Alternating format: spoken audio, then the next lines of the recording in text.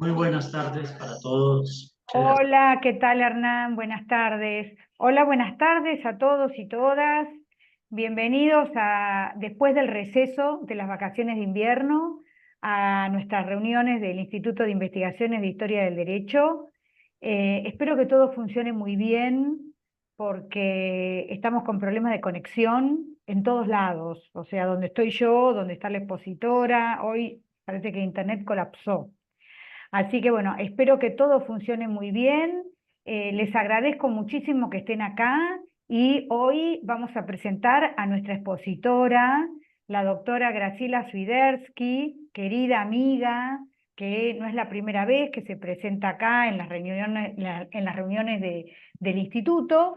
Graciela Swiderski es doctora en Historia por la Universidad de Buenos Aires, tiene un postdoctorado en Ciencias Humanas y Sociales de la UBA, es magíster en Ciencia Política por la Universidad Nacional de San Martín, es archivista, egresada del Centro de Estudios Bibliográficos y Documentarios, dependiente de la Dirección General de Bellas Artes y Archivos del Ministerio de Cultura de España, es exfuncionaria del Archivo General de la Nación, del sector documentos escritos, es profesora de grado y posgrado de la Facultad de Filosofía y Letras de la Universidad de Buenos Aires, es autora de publicaciones sobre patrimonio, archivos, historia de la inmigración e historia económica, entre ellas Las huellas de Mnemosine, la construcción del patrimonio documental en la Argentina, documentos para armar una nación y archivos y narratividad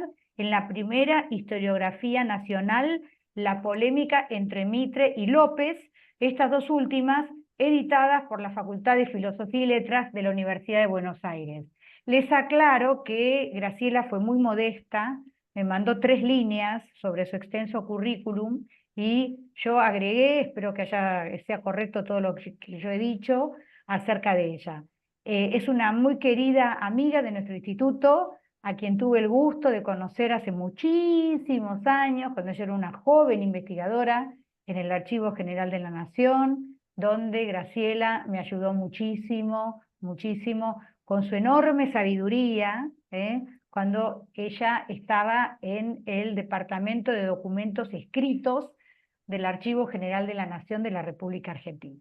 Así que, Graciela, bienvenida, muchísimas gracias, el tiempo es tuyo, adelante.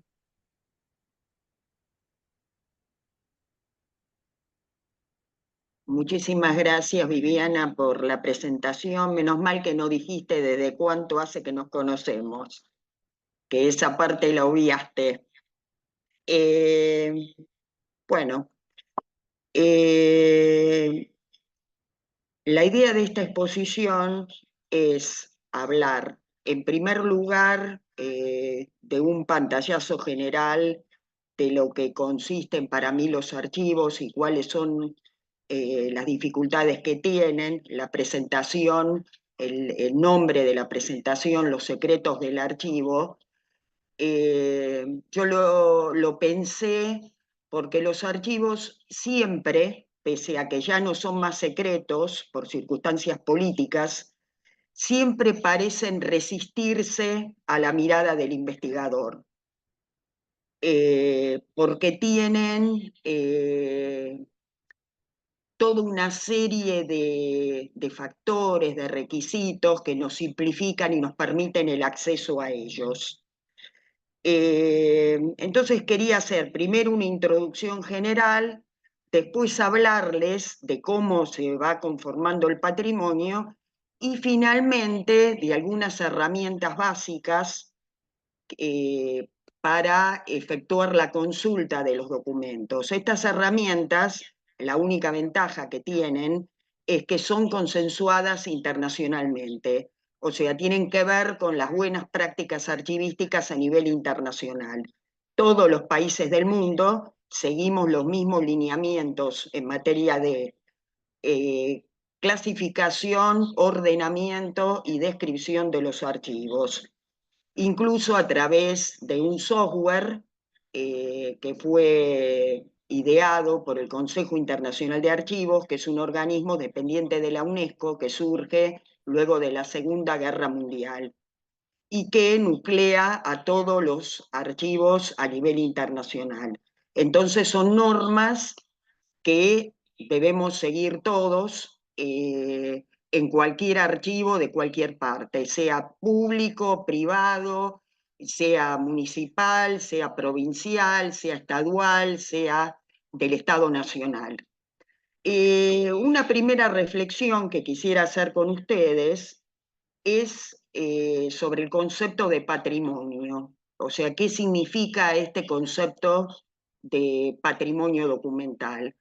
Porque la idea que tenemos en principio y que se tiene vulgarmente es que los archivos constituyen el patrimonio documental y que son fuente para la investigación histórica. Eso es cierto, pero es una parte de lo que significan los archivos. Los archivos cumplen además otras funciones que son anteriores, igual y tal vez más importantes que esa. Pero este concepto de patrimonio, del archivo como patrimonio cultural, es el que se impuso, sobre todo a partir del siglo XIX y de principios del siglo XX, cuando comenzaron a construirse y afianzarse los estados nacionales. Es decir, el patrimonio fue utilizado básicamente como un factor de unificación de las poblaciones, de homogeneización de las poblaciones que iban a constituir los estados nacionales, como un instrumento de identidad. Entonces, lo primero que hay que tener en cuenta es que a nosotros no recibimos un patrimonio documental completo. El patrimonio cultural es siempre producto de una selección, de un proceso de selección. Hace unos años, recuerdo que en Río de Janeiro me dijeron que los monumentos de Río tenían una particularidad, eran los únicos monumentos del mundo que caminaban, o sea, que se trasladaban de un lugar al otro de acuerdo a las circunstancias políticas del momento. Y esta afirmación con la cual estoy de acuerdo, en su primera parte, no estoy de acuerdo con que sea exclusivamente de Río de Janeiro. Es decir, el patrimonio es una construcción que se realiza siempre desde el presente. Es decir, cada presente histórico busca en el pasado aquello que le es significativo para el momento actual, aquello que le da sentido a su vida actual. Por eso es una construcción que se modifica y cambia permanentemente. ¿Por qué digo esto? Porque en realidad lo que quedó del patrimonio, lo que queda, no es la documentación completa generada, sino aquella parte que cada presente histórico creyó de importante en el pasado. Esta es una primera cosa. Recuerdo cuando empecé en el archivo, que yo era muy chiquita, que había investigadores que me decían, ¿está tal cosa? No. Pero ¿cómo puede ser si está todo en el archivo? No, todo no está. Está lo que cada generación creyó conveniente patrimonializar. Entonces nosotros trabajamos con un patrimonio que es reducido. Y por otro lado, recuerdo que me impactó una frase de un historiador que recalco positivista, Gustav Droysen, que dice una obviedad: el pasado ya no existe más. Eso es una obviedad, ya es irrecuperable tal cual fue. Y que la historia, como disciplina, se asemeja más a un discurso que a un proceso objetivo. Nosotros lo que accedemos son a los restos del pasado, son a las huellas, a esa poca parte que quedó. E historiamos más sobre esos restos que acerca de cómo fue realmente el pasado. Yo cuando me fui del archivo, me fui con una pregunta que permanentemente me fue picando como un aguijón, y que es el título de mi último libro. ¿Habrá sido así? Esa es la pregunta que me quedó. ¿Ese pasado habrá sido así? Y esto no se debe solo a la subjetividad del investigador, se debe a los mecanismos de producción y transmisión de esa herencia cultural. Y todos los archivos del mundo, todos, se fueron construyendo así, en cuanto a partes, retazos, indicios o huellas. Esto es lo primero que hay que saber. En segundo lugar, les había dicho que la función del archivo no es exclusivamente el de ser patrimonio y de ser fuente de investigación. ¿Por qué lo llamamos fuente? Peter Burke dice que el apelativo de fuente recuerda aquello que está más cerca del origen. Eso es la fuente. Una fuente de agua es el lugar donde surge más pura, porque tenemos la idea de que en esos documentos, que son lo más puro, lo más próximo, vamos a encontrar la verdad. ¿Será así? Esa es la pregunta que yo siempre me hice, porque todo documento es producto de una relación de poder. Hay que saber quién los escribió y por qué. Y a muchos de ustedes que son abogados les digo, al testigo hay que saberle preguntar y hay que ver más sus gestos, sus silencios y lo no dicho que lo que está diciendo. De la misma manera nos tenemos que aproximar al trabajo con los documentos, de la misma forma, porque son una construcción. Aquí hay mujeres.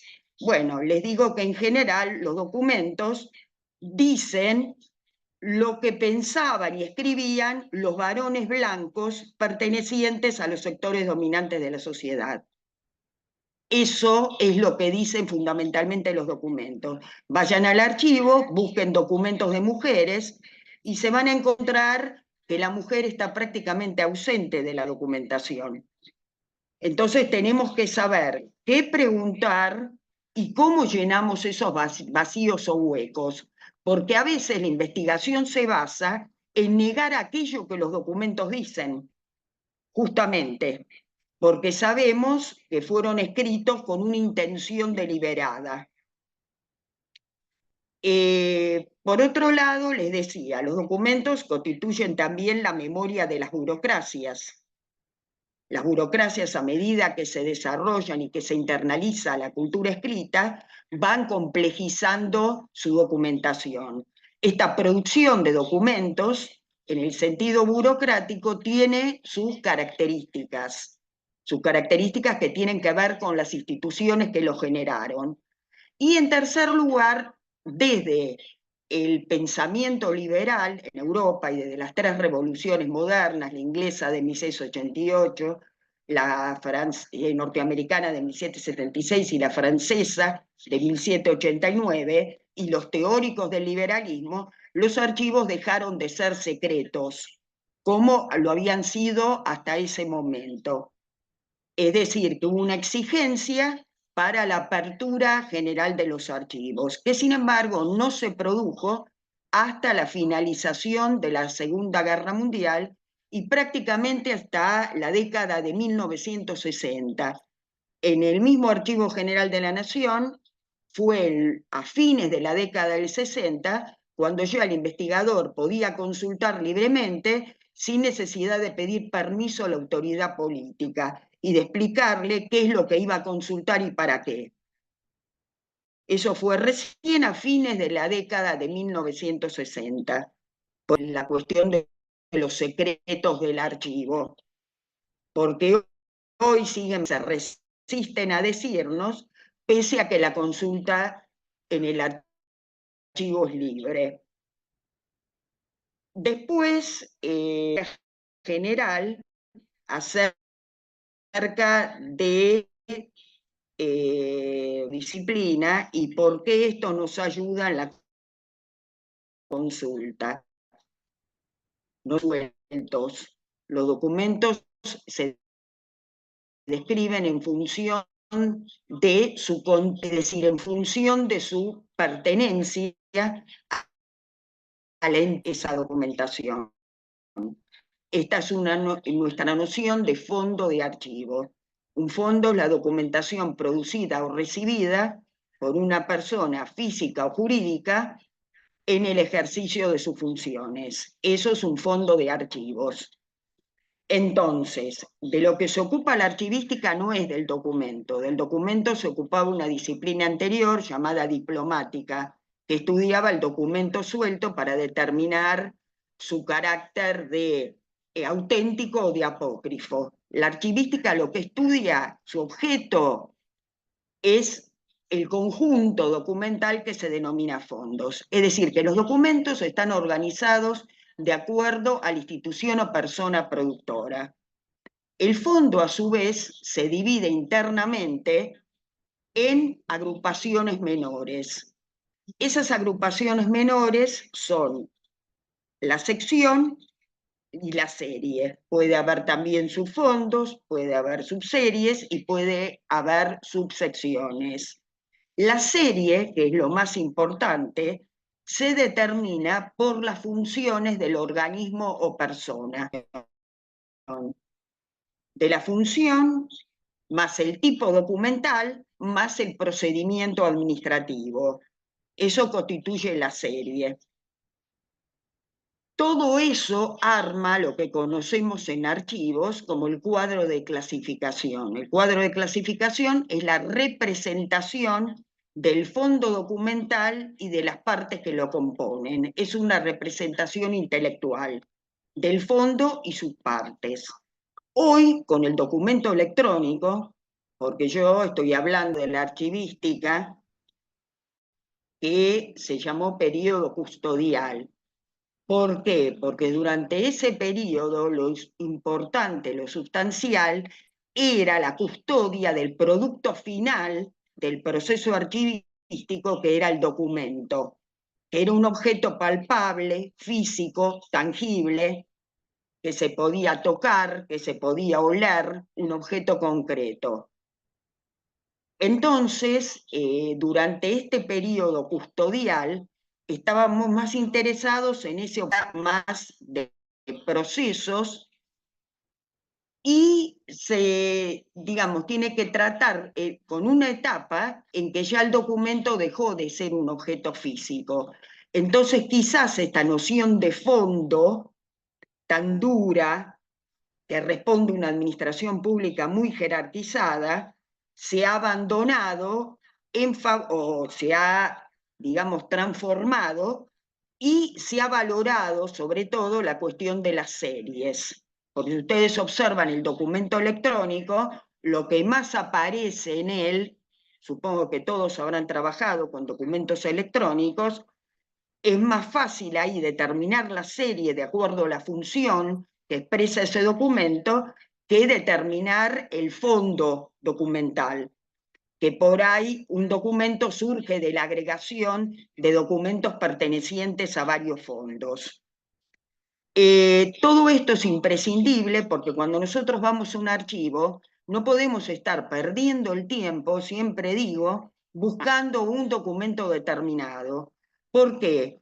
Porque en primer lugar no sabemos si la administración produjo un documento para tal acción. Puede que a nosotros nos parezca que sí, puede que no haya producido ningún documento para esa acción en particular, que el documento no haya existido nunca. O puede ser que el documento no se haya conservado, por esto que les dije al principio de la charla. O puede ser que se haya conservado, pero no tengo los instrumentos heurísticos aptos para poder recuperar el documento. Entonces, lo que nosotros hacemos es, a partir de una hipótesis que tenemos establecida, ir aproximándonos a los documentos de acuerdo a qué parte del Estado cumplía una función que estamos nosotros interesados en investigar. Y vamos haciendo cruces y relaciones entre los documentos, tratando de establecer el contexto. Es decir, no buscamos piezas sueltas, porque en general, salvo para una mínima parte de los documentos,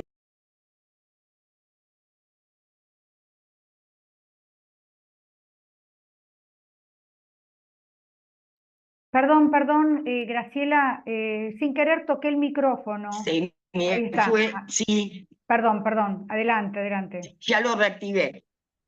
Eh, que tiene alta frecuencia de consulta, tiene un fuerte valor patrimonial, no describimos por pieza. Lo que se describen son los fondos. Y los fondos se describen a partir de 4 normas internacionales, que son de este Consejo Internacional de Archivos. Esas normas son la norma ISAAR, CPF, que describe productores, porque les dije que para nosotros el productor es sustancial, quien produjo los documentos, sea una institución o sea una persona. Luego están las normas ISAT-G, que describen los agrupamientos documentales, el fondo, las secciones y las series. Luego están las normas ISDIAG, que describe instituciones que poseen fondos de archivos, y las normas ISDF, que describen las funciones, porque las funciones son un aspecto sustancial para aproximarnos a la documentación. Cuando investigamos un tema, tenemos que determinar, bueno, ¿quién cumplía esa función que tiene que ver con el tema que estoy investigando? Y consultar ese fondo. Esas normas están volcadas en un software del Consejo que se llama ICA Atom, que es un software en donde se cargan las normas, las 4 normas. Hoy me frustré realmente porque desde hace más o menos 2 meses el Archivo General de la Nación bajó el ICA Atom de su página web. Yo se los quería mostrar hoy para que vean cómo se utilizaba el software, pero no está disponible. Entonces voy a tratar de explicarles en líneas generales las normas. Me preguntan por qué lo bajaron. No lo sé. No sé explicar por qué. Lo que sí tienen, si no pueden acceder a eso, son los libros, que son 4, en donde se publican las normas. Los libros han sido editados, pero están disponibles en su versión electrónica. Se publican aquellas correspondientes al periodo colonial, al periodo nacional, a los archivos de procedencia privada y a los archivos del siglo XX. Digo archivos porque archivo, en una de sus acepciones, archivo sinónimo de fondo. Un archivo puede ser también un fondo documental. Por eso en Francia el archivo se llama los archivos nacionales, porque mientras nosotros hacemos referencia al edificio archivo en singular, ellos hacen referencia a los fondos que custodian, entonces se llaman archivos nacionales en plural. Esos 4 libros obedecen un poco a la forma de archivar que nos dejaron nuestros antecesores del siglo XIX. Por eso les decía, cada época crea su propio archivo y recopila y lo enfoca de la manera que le funciona a su propia época. Por eso, en el siglo XIX, el hecho de estar construyendo el Estado-Nación hizo que los documentos se dividieran entre el periodo colonial y nacional. O sea, en Argentina, la parte posterior a 1810, se llama periodo nacional. En otros países de América Latina se llama periodo republicano. Pero acá, como hubo toda una discusión de cuándo había empezado la Argentina, parte de la discusión se dio en el Archivo General de la Nación, entre 2 directores, había empezado desde la colonia o había empezado con las guerras de la independencia. Triunfó esta última versión y por eso los fondos fueron divididos en 1810. Esos libros tienen las normas. Les pediría que quienes vayan a consultar se interioricen con ellas. La norma ISAT-G, por ejemplo, está dividida en 7 áreas y 26 campos. que se pueden completar todos los 26 campos y algunos son obligatorios.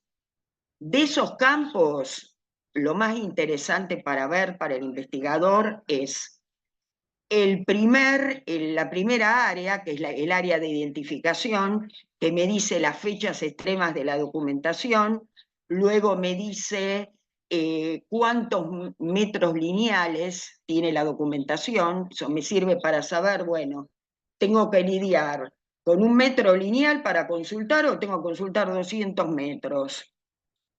O sea, me sirve a mí para planificar. Después me dice el soporte en el que está la documentación, si es soporte papel, o son fotografías, son películas, son grabaciones, o lo que fuera. Después viene el campo en donde se describe al productor. Esto es importante que lo vean, porque no es un libro de historia. Es decir, lo que se describe en ese campo es cómo era la institución y qué funciones cumplía básicamente ese organismo. Y ahí van a saber lo que les decía antes, si ese tema que están buscando, con la función de qué organismo se corresponde. Y me dice las modificaciones que fue sufriendo el organismo en sus actos dispositivos. Después tienen el área de alcance y contenido, que me dice las características generales del contenido de la documentación, qué es lo que tiene. Después, otra área importante es la historia archivística y la forma de ingreso. ¿Por qué? Porque la historia archivística me va a decir si lo que yo estoy investigando, ese fondo está completo o no. Y eso es fundamental para hacer un trabajo de investigación. O sea, si entró todo el material y si no entró, y si parte del material está en otro lado. Por ejemplo, el archivo Schiaffino del creador del Museo de Bellas Artes está dividido entre el AGN y el Museo de Bellas Artes.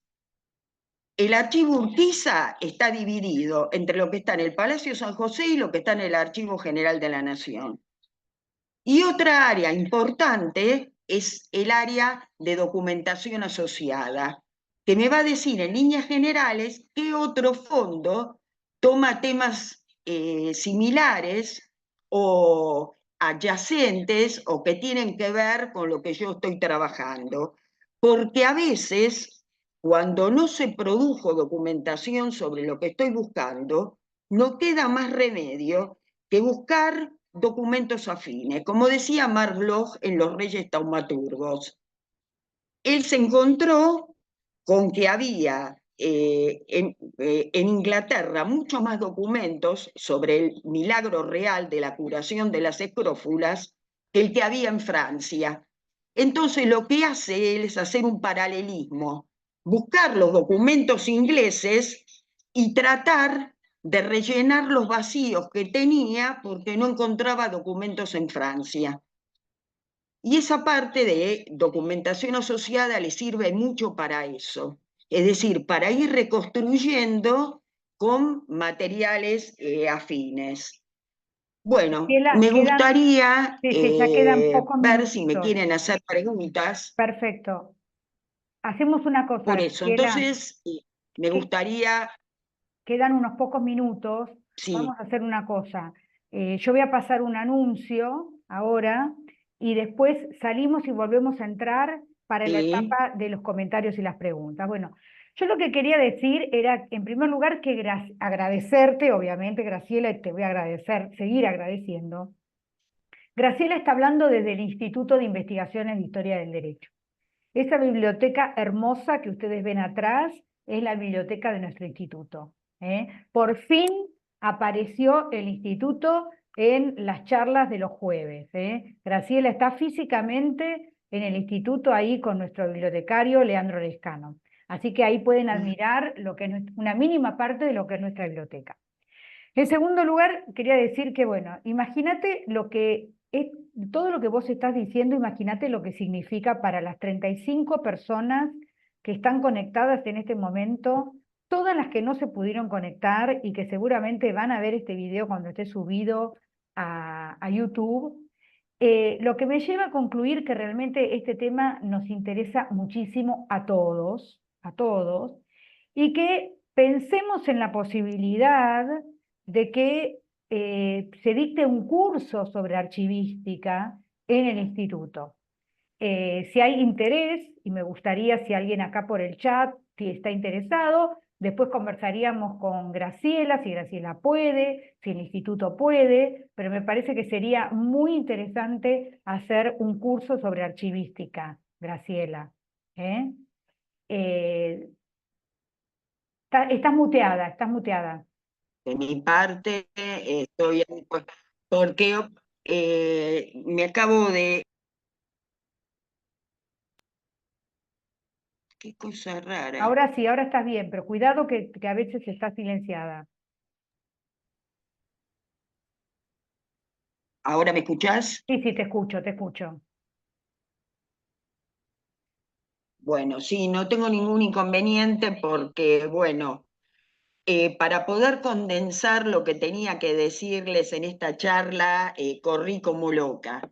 O sea, me Bueno, quedaron un montón de temas afuera, obviamente. Traté de hacer una síntesis y traté como buena historiadora. Ustedes saben que el historiador, su objeto de estudio finalmente es el tiempo.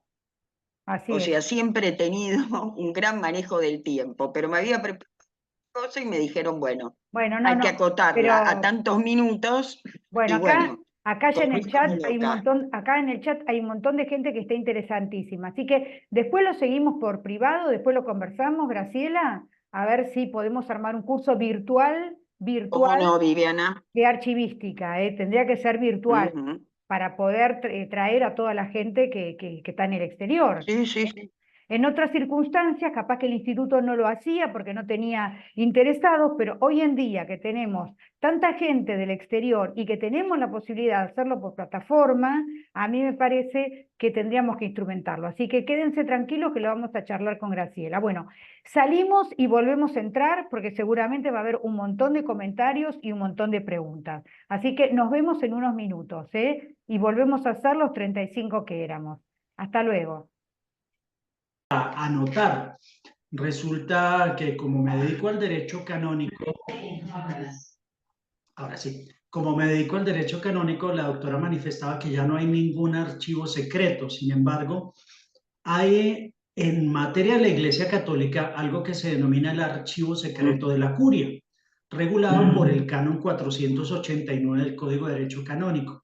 Y particularmente en los casos de abuso de personas puestas en incapacidad de resistir y abuso de menores, el archivo secreto de las curias ha sido la dificultad para las investigaciones, al igual que para el tema del encubrimiento eventual por parte de los obispos. Entonces, ese archivo secreto dice que debe haber en la curia diocesana un archivo secreto o al menos un armario o una caja dentro del archivo general cerrada con llave y que no pueda moverse de sitio. Ahí está lo que los archivos no pueden tener rodachinas, digamos así, para ir de un lado a otro, en donde se conserven custodiados bajo secreto. Y todos los años deben destruirse los documentos, y esto para el tema de la archivística es bastante particular por lo que usted hablaba de qué es la historia, dependiendo quién la vaya guardando en los archivos.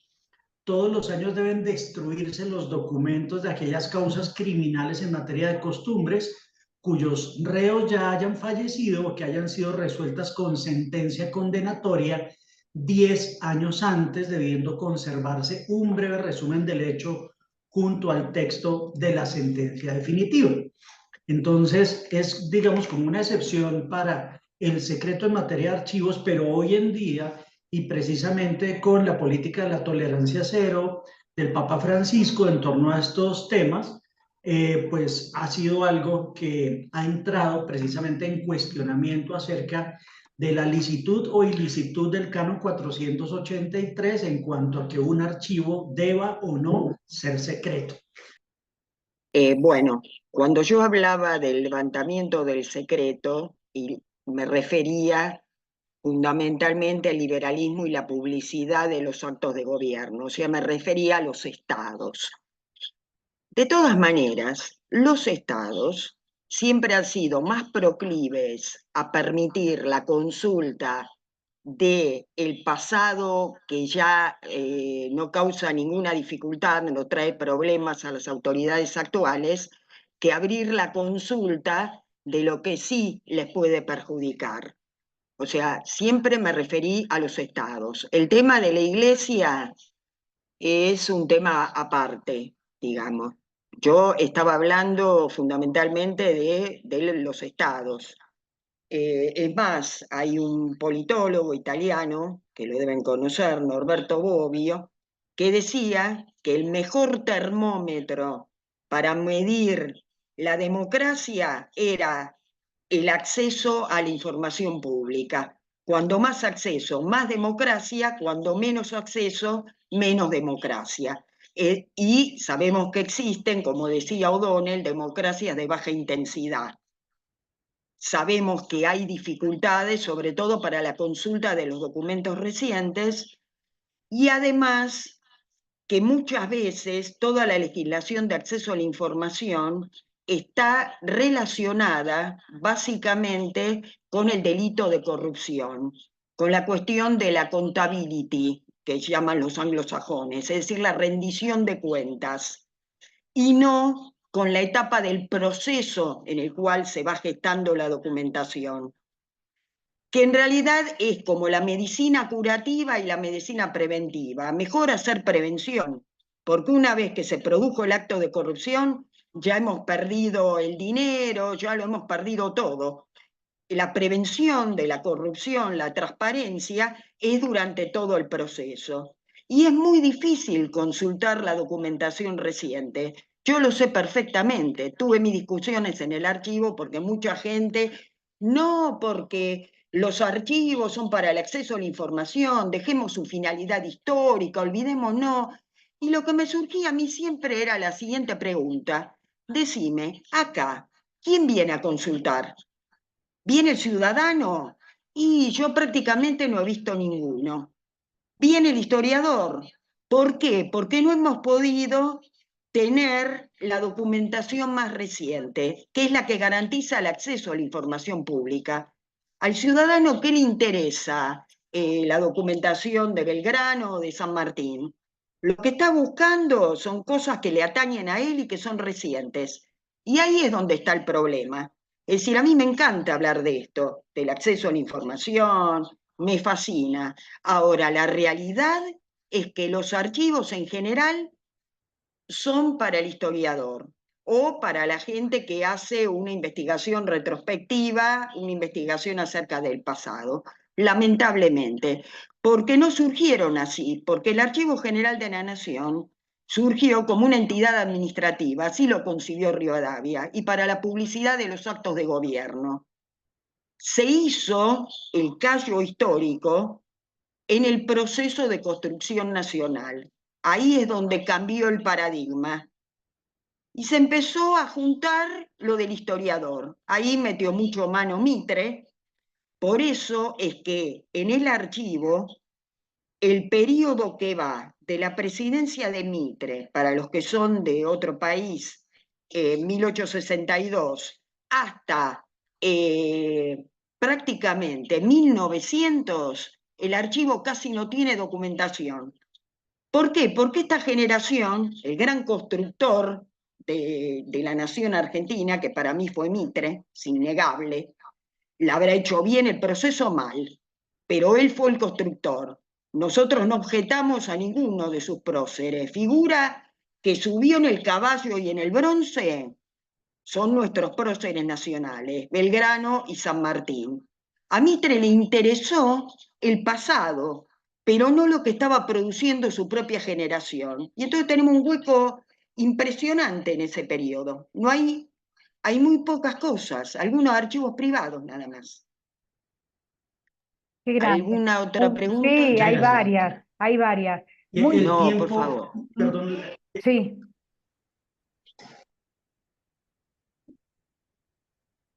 muy interesante la pregunta. Sí, Sí, hola. ¿alguna pregunta? Sí, sí, sí, hay más, hay más.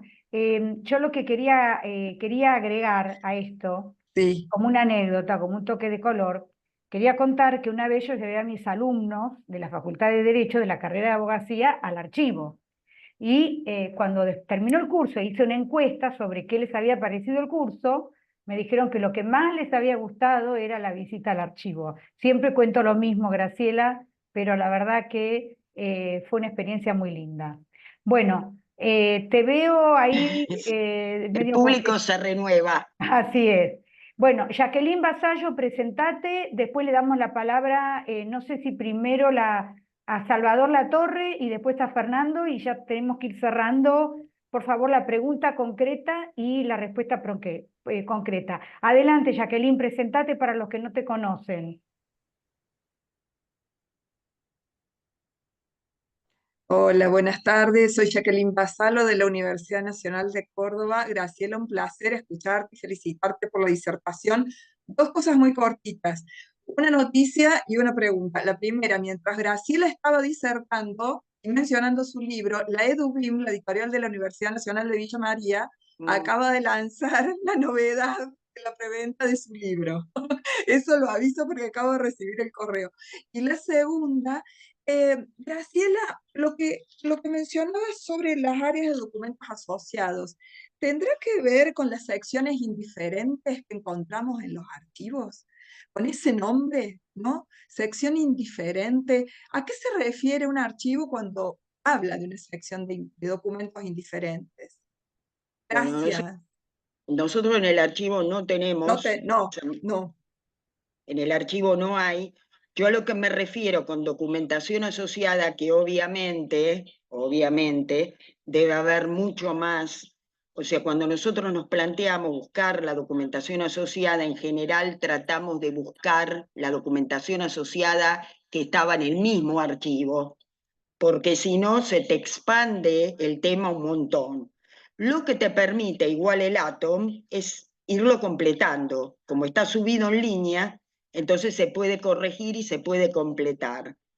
O sea, se refiere a fondos documentales o documentación que tiene algunos documentos que están vinculados o relacionados con ese fondo que se define, que se describe.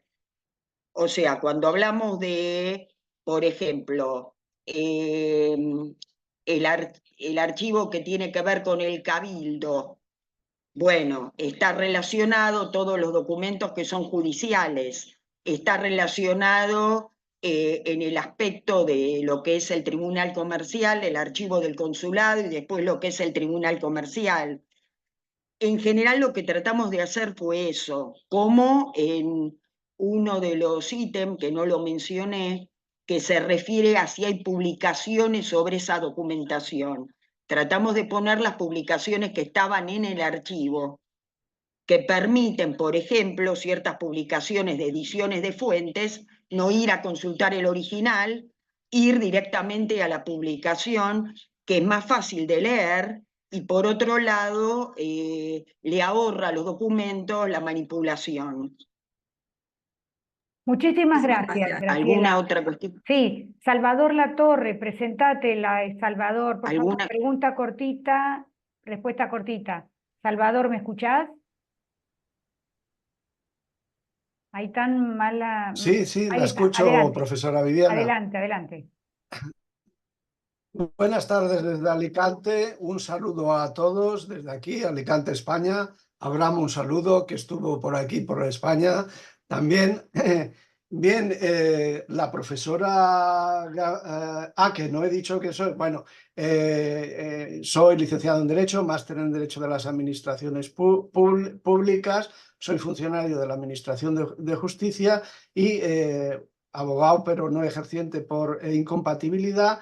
Y soy el jefe de sección del Servicio de Orientación y Mediación Intrajudicial de los Juzgados de Alicante. Y soy doctorando. Por tanto, soy un Nobel en la investigación. Es decir, estoy empezando en la investigación porque me he dedicado precisamente al derecho positivo más que a otra cosa. Doctorando en el área de Historia del Derecho de la Universidad de Alicante. Entonces, escuchando a la profesora Graciela, que desde luego es un pozo de sabiduría archivística, lo ha demostrado en sus palabras, me ha abierto una ventana de luz, porque claro, me ha abierto cuando lo he oído, porque ha dicho, no todo está en el archivo, he anotado. Cierto, lo he comprobado y ahora lo explico. Dice, en el archivo está lo que cada generación ha querido que sea patrimonializado. ¿Cierto? Bien, yo estaba buscando para mi investigación necesitaba uno de los fueros del Sobarbe. Sobarbe es unos fueros concedidos, es una pequeña comarca de la provincia de Alicante, de Huesca, al norte de España, que actualmente tiene 19 municipios, es decir, es muy pequeño, y yo he estado empeñado en buscar esos fueros.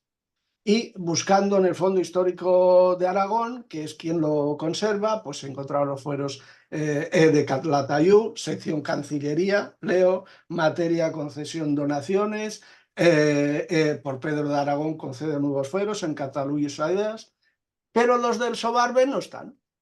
Y yo venga empeñado, hasta que me voy a la bibliografía. Cuando llego a la bibliografía, anda, encuentro de que varios autores me dicen que no se están, que sabemos que existen, porque parte de los fueros de Calatayud son parte de los fueros del Sobarbe. Es decir, tenemos una referencia a ellos, pero no se ha, documentalmente no se han conservado.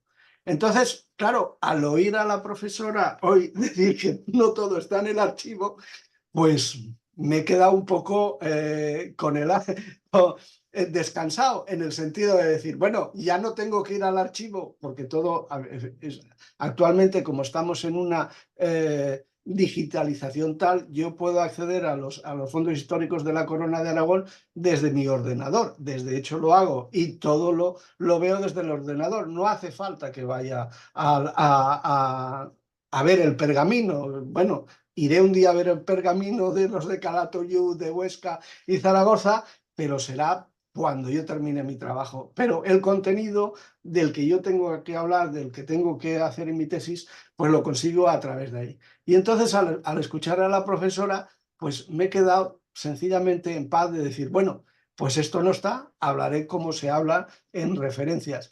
Y era agradecerle su exposición y bueno, lo del curso, aprovechando, si es virtual, pues yo me podré apuntar porque claro, a Buenos Aires no puedo desplazarme a hacer el curso. Muchísimas gracias a todos. Bueno, dos cosas acerca de la reflexión. No se habrá dedicado a la investigación, pero tiene la ventaja de ser abogado. Y los abogados, o sea, cuando uno investiga, hace una investigación en historia, es lo mismo que si investigara a un fiscal o un juez. O sea, las formas investigativas son exactamente las mismas. Exactamente las mismas. Eso en primer lugar. En segundo lugar, a veces la documentación no se encuentra porque a lo mejor hay documentación que está en manos privadas. Europeos como americanos sufrimos del coleccionismo durante todo un periodo de tiempo.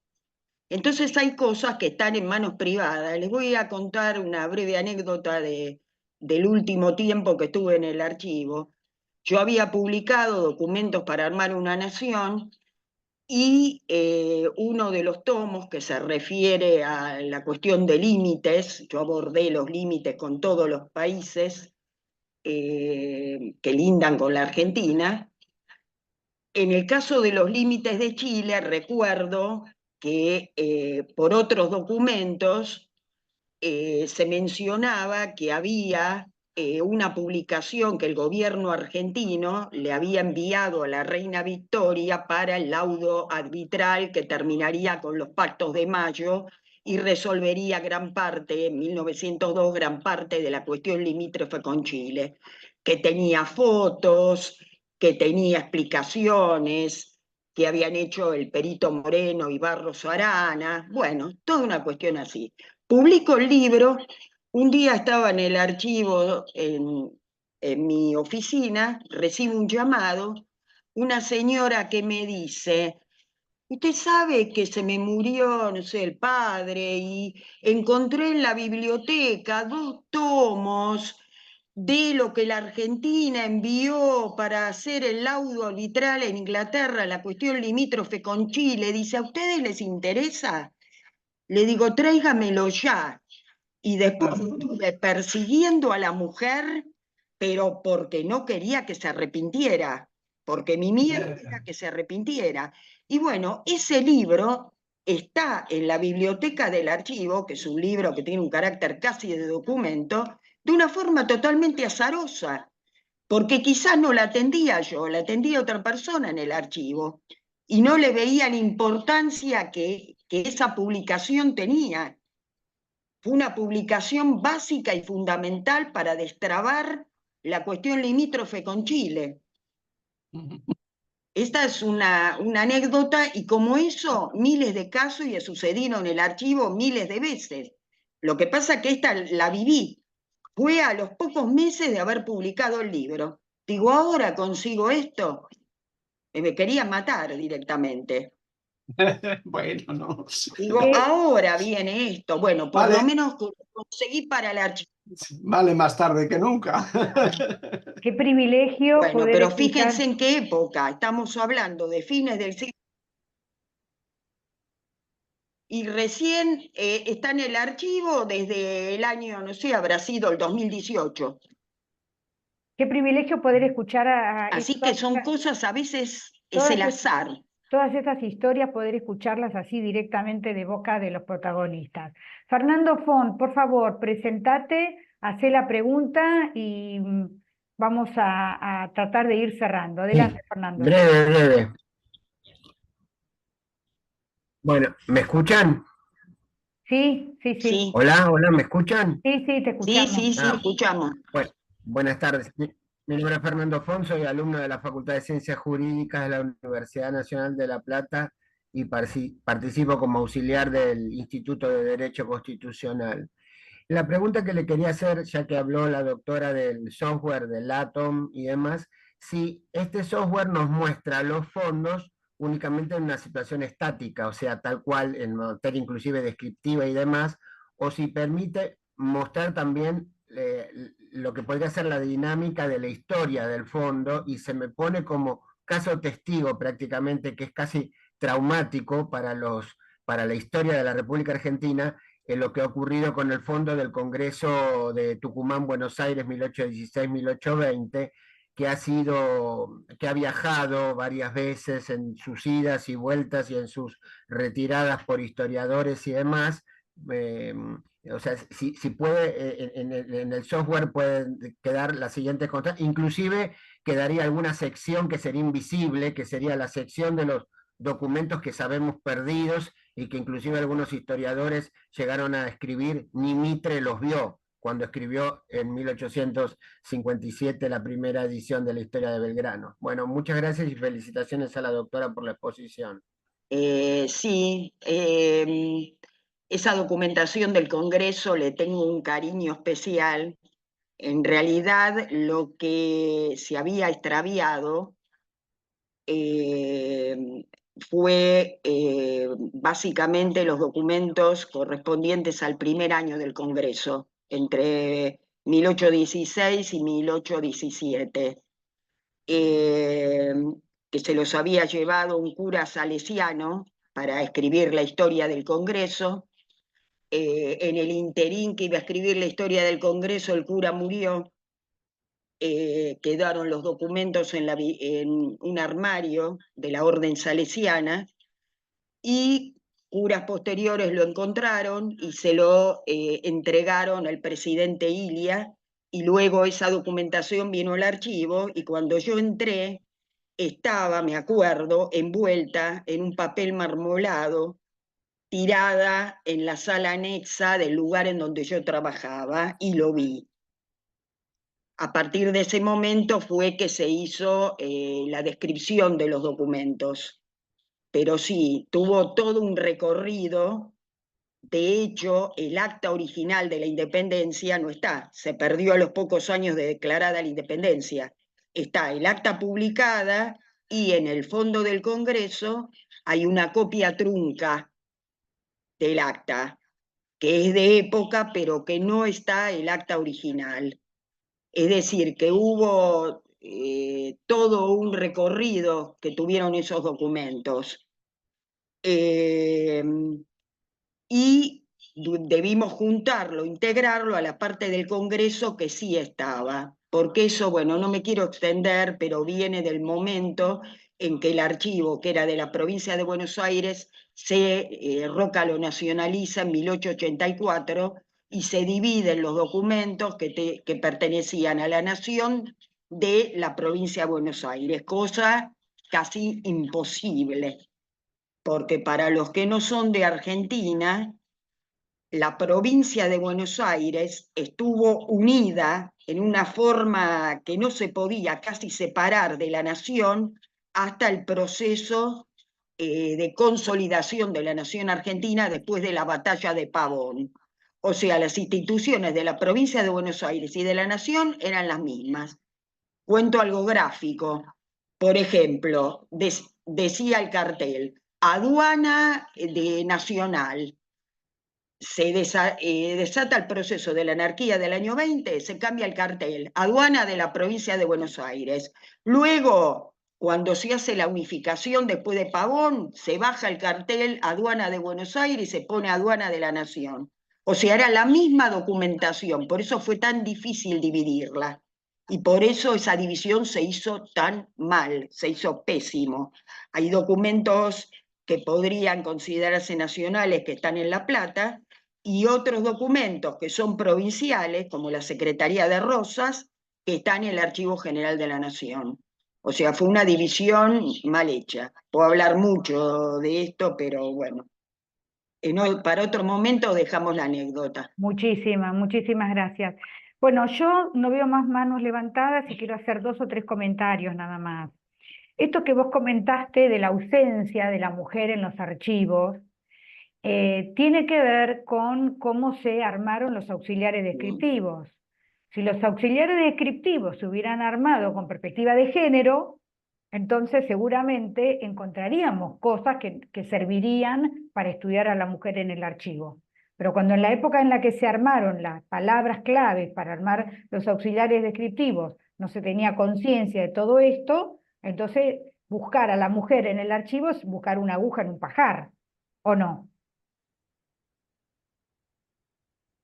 Igual es difícil, Viviana, porque te digo que yo he leído muchos fondos completos y Sí. es muy complicado encontrarla, pero lo que vos decís es cierto, por eso yo dije que a veces los documentos no se encuentran porque no hay instrumentos heurísticos adecuados para recuperar la información, y que no solamente está la perspectiva de género. Me acuerdo que hace unos años un investigador hizo un trabajo muy interesante acerca del racismo en los ficheros del Departamento de Documentos Fotográficos. O sea, cómo eran descriptos los grupos originarios, cómo eran descriptos los descendientes de africanos, qué palabras peyorativas se utilizaban. Es decir, el archivero no es un elemento, un sujeto neutral. El archivero construye también el patrimonio e historiza determinadas cosas y monumentaliza determinados documentos y otros no. O sea, le aporta ese granito de arena, forma parte de la construcción patrimonial. Tal cual. Bueno, y el último comentario que te quería hacer, o pregunta tal vez, es que tenemos varios ejemplos en los que los fondos documentales, contrariando una norma que yo entiendo de la archivística, que es no romper el archivo y dejarlo tal cual. Vos contaste el ejemplo de el archivo ¿quién era el que lleva el nombre del Museo de Bellas Artes? Que dijiste que estaba repartido. Esquiafino. O sea, Esquiafino, pero entonces, eso tiene que ver con los donantes que donaron una parte en un lugar y otra en la otra. bueno, pero por ejemplo, con el archivo de la Real Audiencia de Buenos Aires, Esos fueron los donantes. ok, perfecto, me queda claro. Pero por ejemplo, el archivo de la Audiencia de Buenos Aires, Bueno, por ejemplo, quedó, Eso fue, sí, a ver, quedó una parte en el Archivo Histórico de la Provincia de Buenos Aires y en el Archivo General de la Nación eso hay fue algo también. porque eso fue la división que expliqué antes, que se hizo cuando se hace el proceso de federalización del archivo, que se hizo mal la división. O sea, es un tema que da para una charla aparte, Tal cual. pero que, digamos, no se hizo como correspondía. Y además, porque en la época de construcción del Estado Nacional, los fondos que de la época de Rivadavia estaban conservados bastante bien, se empezaron a desarticular, porque quienes estaban construyendo el Estado Nacional empezaron a desarmar los fondos de acuerdo a los temas que creían básicos para formar el Estado, para hacer la historia común de todos los argentinos, para construir esa ficción que es el Estado-Nación, que no deja de ser una ficción. Entonces los fondos se desarmaron. Cuando nosotros tuvimos que hacer, para aplicar las normas internacionales que se aplican sobre fondos, tuvimos que identificar los fondos documentales, nos volvimos locos directamente, porque había cosas que estaban totalmente desarmadas y que se pudieron reconstruir intelectualmente, no físicamente, porque si no, invalidábamos todas las citas documentales, si cambiaba el orden de los documentos. Yo el fondo, pero no en lo físico. Ese es el problema. Muy bien. Bueno, se nos está terminando el tiempo, lamentablemente. No me queda más que agradecerte, Graciela, como siempre, me encantó, a la gente le gustó muchísimo, están felicitando todos por el chat y te agradezco muchísimo a todos los asistentes y te dejo estos minutos para que te despidas y después nosotras conversamos el tema del curso.